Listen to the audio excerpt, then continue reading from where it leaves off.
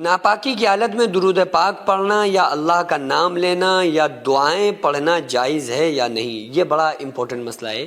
کہ اگر کوئی بندہ یا عورت یا مرد ناپاکی کی حالت میں ہے تو وہ اس میں اللہ کا نام لے سکتے ہیں یا نہیں لے سکتے ہیں، یا جو وظائف ہیں، ذکر و اذکار ہیں، درود پاک ہے یا دعائیں وغیرہ، یہ سب پڑھ سکتے ہیں نہیں پڑھ سکتے، ٹھوکر لگ رہی ہے یا اللہ خیر کہہ سکتے ہیں یا نہیں کہہ سکتے ہیں، کیونکہ وہ تو ناپاک ہیں۔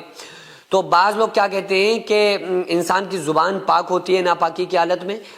صرف بدن اس کا ناپاک ہوتا ہے اور زبان پاک ہوتی ہے، جبکہ ایسا نہیں ہے۔ اگر کوئی بندہ ناپاکی کی حالت میں ہے، کوئی عورت پیریڈ سے ہے یا مرد حضرات نجس ہیں، تو اس کنڈیشن میں قرآن کریم کا پڑھنا بھی جائز نہیں ہے اور اس کا چھونا بھی جائز نہیں ہے۔ کچھ لوگ کہتے ہیں کہ زبانی پڑھ سکتے ہیں قرآن لیکن وہ چھو نہیں سکتے، یہ بالکل غلط بات ہے۔ نہ قرآن کریم کو آپ پڑھ سکتے ہیں ناپاکی میں، نہ اس کو چھو سکتے ہیں۔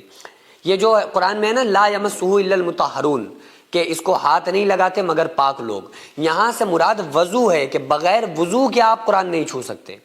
ناپاکی کی حالت میں تو قرآن کا پڑھنا بھی جائز نہیں ہے، اس کو چھونا بھی جائز نہیں ہے۔ آپ زبانی بھی اگر قرآن پڑھ رہے ہیں نا ناپاکی کی حالت میں، یہ بھی جائز نہیں ہے۔ ہاں، اتنی اجازت ان اساتذہ کے لیے ہے جو پڑھاتے ہیں، پڑھانے والے لوگ جو ہیں، استاد اپنے جو بچیاں یا بچے پڑھ رہے ہیں ان کی ہجے قرآن میں لگوا سکتا ہے کہ بھئی یہ توڑ توڑ کے اس کے الگ الگ الفاظ کر کے حرف کر کے ان کو پڑھا سکتا ہے، لیکن وہ بھی رواں طور پہ یا اس کو قرآن کریم پڑھنے کے طور پہ اس کو نہیں پڑھا سکتا۔ بس ہجے لگوا کے صرف استاد کے لیے اتنی اجازت ہے کہ وہ ہجے لگا کے اس کو توڑ توڑ کے الفاظ کو پڑھا سکتا ہے۔ باقی اس کے علاوہ ناپاکی کی حالت میں نہ قرآن کا پڑھنا جائز ہے نہ چھونا جائز ہے۔